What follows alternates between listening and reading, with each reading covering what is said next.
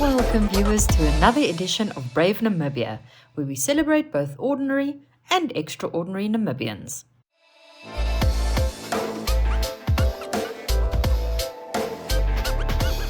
In our first clip today, Philippus Joseph caught up with Lebby's fate cut, Alfons Heita.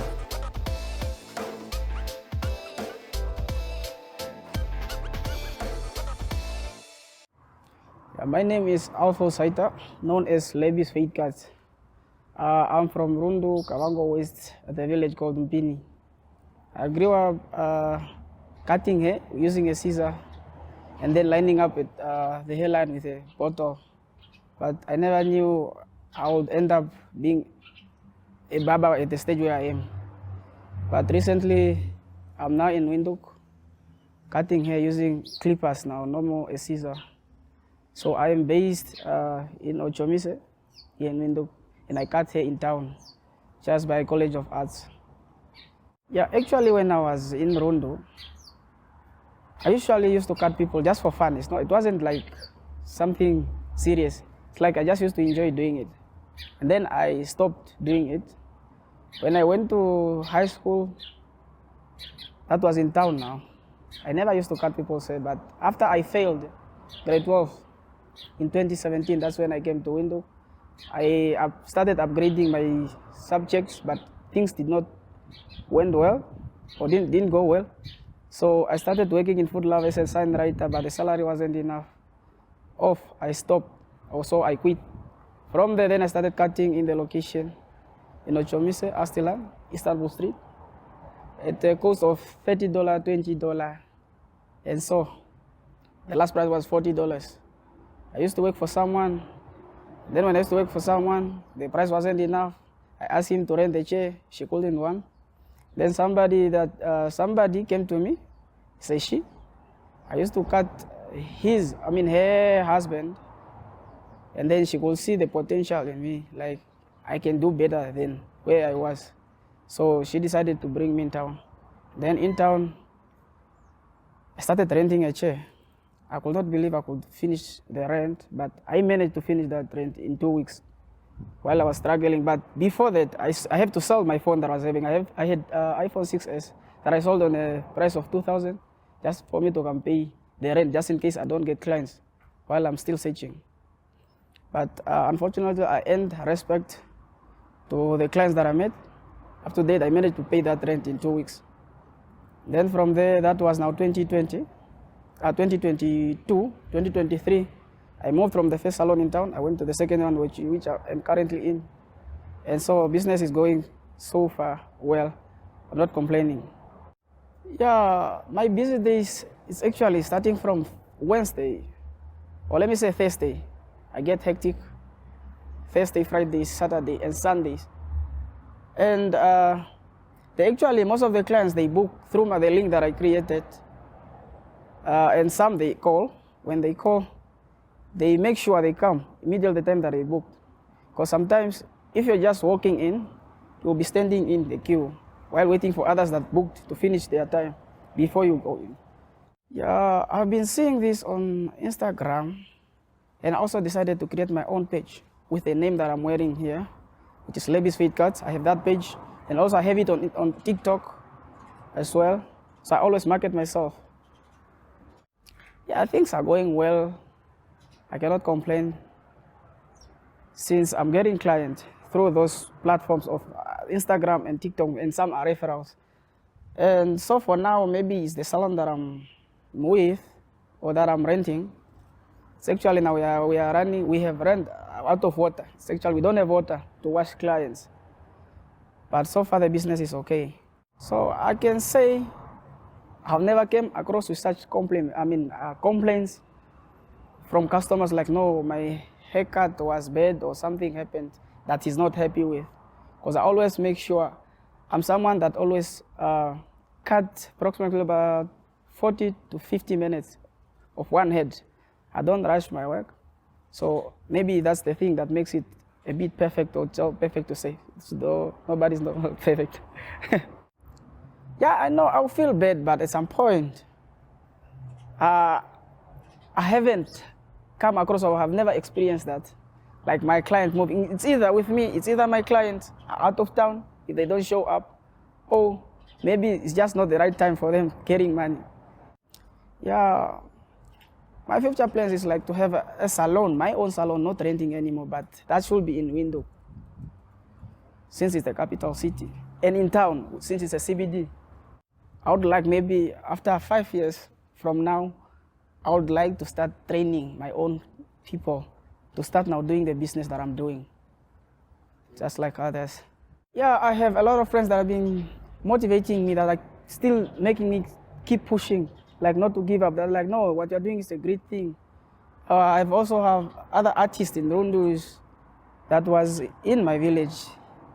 He's called MG. He always keep motivating me. A lot of times he say, no, the thing that you're doing is a great job, so keep it up, don't lose hope. We know one day you will make it, and you are making us proud already, so don't give up. To me, there are times where I think if I am tired, I just don't come, but I have to update my clients. I'm not coming, or I'm not showing up. That's through my status, but I'm planning to create a group which I'm supposed to involve or put every client of mine, just for them to update them that I'm not showing up. And my resting time, it's not fixed. Even knocking off, I don't have a fixed time. As long as I'm done, then I can go home. The late time that I knock off is 10 o'clock in the evening. Just in case some people, they knock off late and they need that haircut. Maybe tomorrow is going to work or he's traveling. So I just have to make sure he's satisfied, I'm satisfied, just for me not to lose the client as well. They should be trusted as well. Yeah, the message to young kids or to the young youth that are coming behind me is that you should just not give up when you start something. You should just end it. You should end what you started. So, and it needs your perseverance and your consistency for you to reach where you are going. I'm not saying I'm already done, but I'm still going there. I still need to be consistent to what I'm doing. I still have to push. But yeah, I am proud of myself where I am right now. Next, we head to Gubab's, where we chat with makeup artist extraordinaire Sanet van Rensburg. Take another step, and then I did contact Hello Professional, and I asked them if I can be a Namibian distributor for Hello Professional, and yeah, the contract was signed in January this year. So since then, I've been a distributor for Hello Cosmetics. So it's an ongoing process, and I wanna go bigger. Every day I strive to be bigger and better, and to get more products available to our country, because we are so small, and I think there's so much out there, and there's a whole lot of great products that needs to get here that we still don't receive. So my dream for makeup artistry is an ongoing process, and I've been focusing a lot on brides and weddings. I think weddings are the best, and I've been blessed in my 3 years of being a bridal makeup artist to have the most amazing brides, everyone with their unique style, unique personality, but each one of them was so special to me, and I can honestly say that I do remember all of their names and how that day went, and I think that is so special, and I think that's something that makes a makeup artist also great, if I can say that, that we can build a personal relationship with your client, and not just do it formally, because we are all just people, we are all just human, and we all have flaws, so it's important to build a relationship and to really get to know that person and to know their style and their personality. And I once had this bride that came from South Africa, and I had no clue who she was. We didn't do a trial. I did a trial on my friend, and then I just sent her the pictures, but it's not the same. It's not the same skin texture. It's not the same facial expression, the same eyes. Nothing is the same. So when I go with that, or what I mean about that is that it's important for us to do a trial with our brides or with any makeup client, just to see how their facial texture is, how is their skin texture, and a lot of times many people do have dry skin or flaky skin, and then we should have the decency, or just the guts, if I can say that, to tell the client that maybe we should like prep the skin, start prepping the skin 2 months or so before the wedding or before this big day, this big event, just so that we can get the roughness off of the skin and have a better surface to work on. And for me personally, it is really the most terrible thing to do, because I'm also an introvert and I'm a softie. So I don't want to hurt someone's feelings, but this is an important as possible for us to work on, and then just to get the most perfect result. So when we do see there is imperfection, we would normally just give advice on maybe seeing a therapist to go and do a facial or a peel or something. So it's important for us to give the advice, and then the client to do what they think is best with the advice.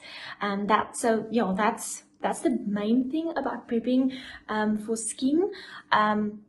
And then I would just do before the makeup facial wash with your normal products, and then apply lotion or a facial cream, not any lotion.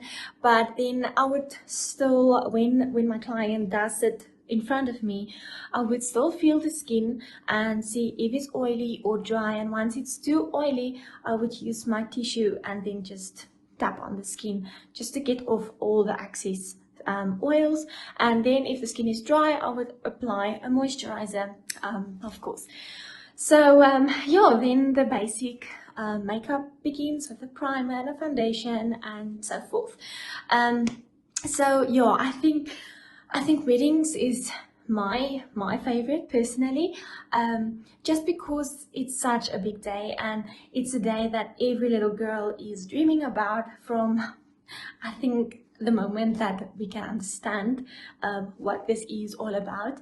I mean, if you do sit in a wedding and the bride goes down the aisle, and a small girl, you would see a small girl like even 2 years old, and she would just be in awe of the bride and her dress, and so it's something that's coming to life the moment a girl understands the meaning of beauty.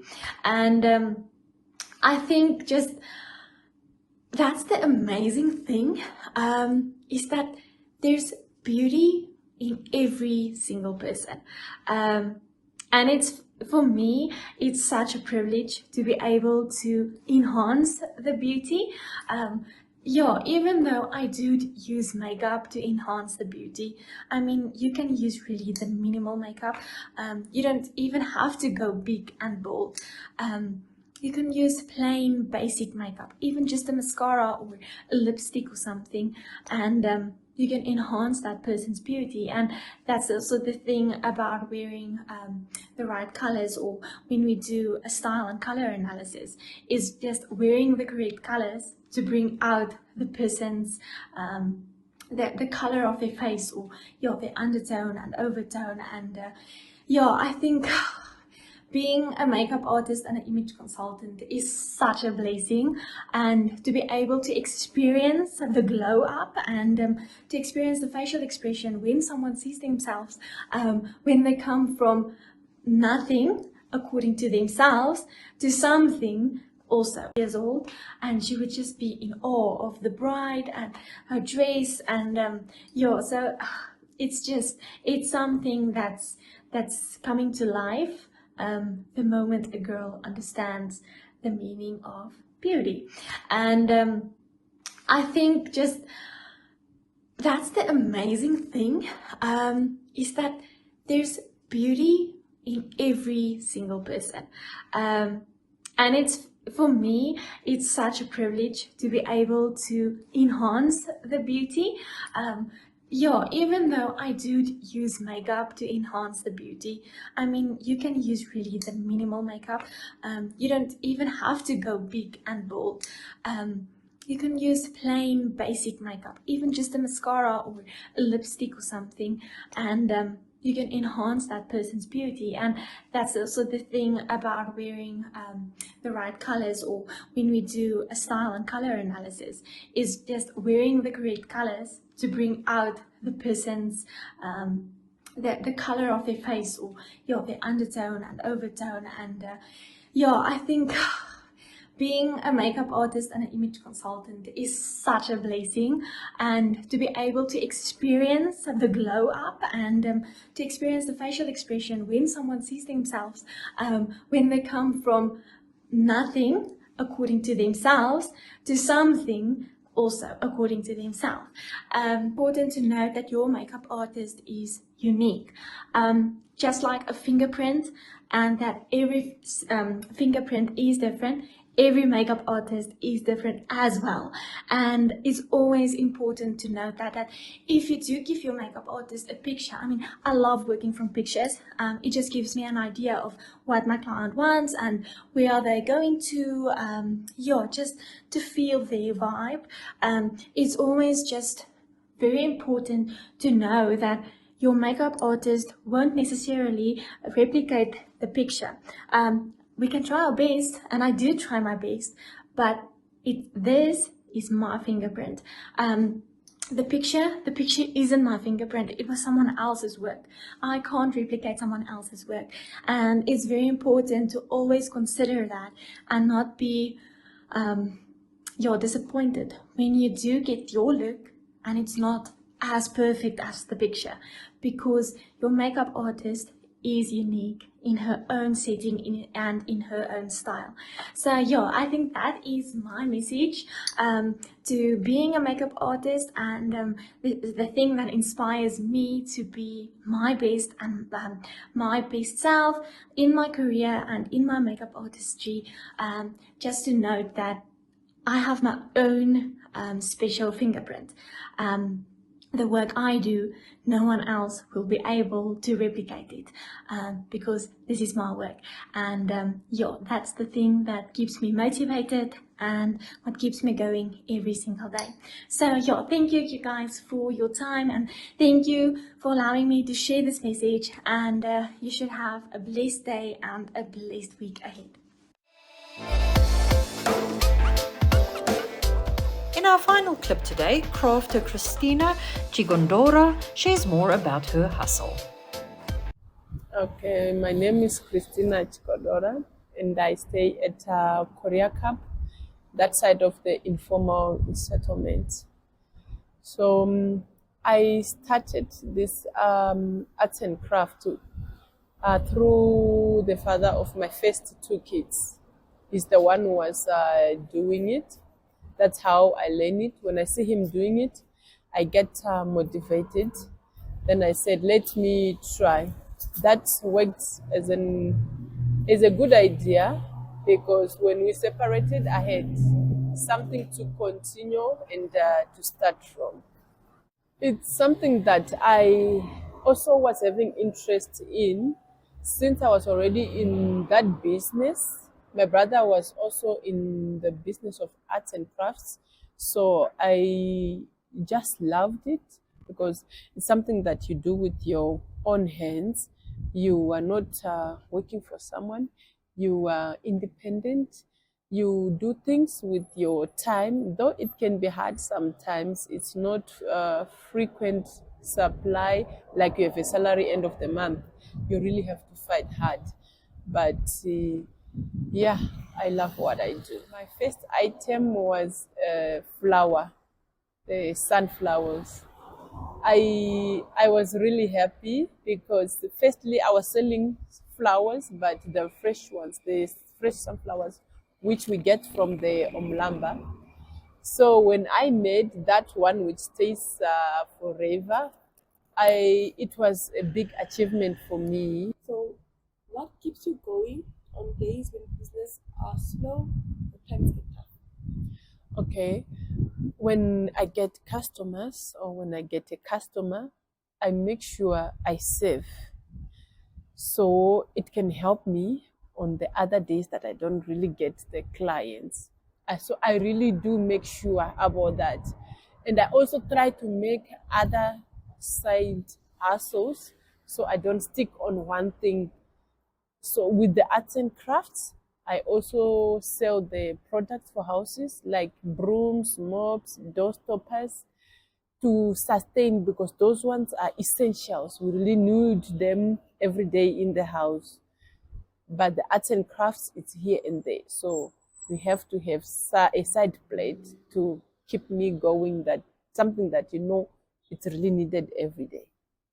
I also get inspired with the things that I see around, and I also get some ideas from the clients because most of the things we used to make used to be animals. So since we're in Africa, we used to focus, but then some of the people will come in and tell you, try this, try that, try this, try that. That's how you can be inspired. But mostly it's people who can come and give you ideas. Okay, you make this. Can you also try this? Or they can give you an image. No, last time I get this.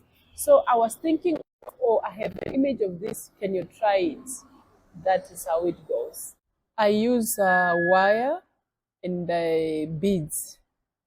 So with the wire, we get them from Bentin or Kalahari at Northern Industry.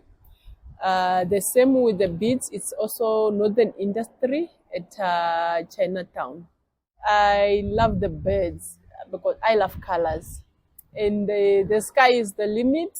Birds fly. I love the spirit of the birds. So those are my favorites. Some challenges. I can start with sometimes the city of Windhoek.